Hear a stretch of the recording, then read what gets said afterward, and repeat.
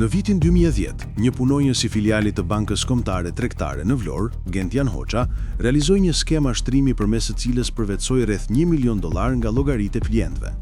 Ai bashkëpunoi me të afërmin e tij, Fation Hoxha, dhe paratë e vjedhura ai investuan në pasuri të ndryshme, me qëllim fshehjen e origjinës së tyre.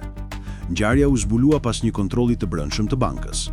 Pas kallëzimit nga banka, çështja u trajtua në gjykatë dhe në vitin 2013, gjykata e apelit dënoi Gentian Hoxhën me 10 vite burg për disa vepra penale, përfshirë vjedhje duke shpërdoruar detyrën dhe pastrim parash, ndërsa Fation Hoxha mori 3 vite burg për pastrim parash. Gjykata vendosi gjithashtu që ata të kthenin shumën e plotë të vjedhur. Paralelisht, banka nisi një proces civil ndaj kompanisë së sigurimeve Insig, me të cilën kishte një kontratë që mbulonte edhe raste vjedhje nga stafi. Fillimisht, kompania dëmshpërbleu vetëm $100.000, ndërsa banka kërkoi shumën e plotë. Në vitin 2014, gjykata e Tiranës i dha të drejtë bankës, por më pas, apeli i rrëzoi këtë vendim duke argumentuar se banka kishte përfituar tashmë të drejtën e kompensimit përmes procesit penal.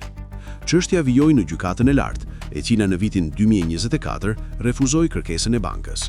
Megjithatë, në mars 2026, gjykata kushtetuese vendosi që çështja të rikthehet për rishqyrtim, duke konstatuar shkelje të së drejtës për akses në drejtësi.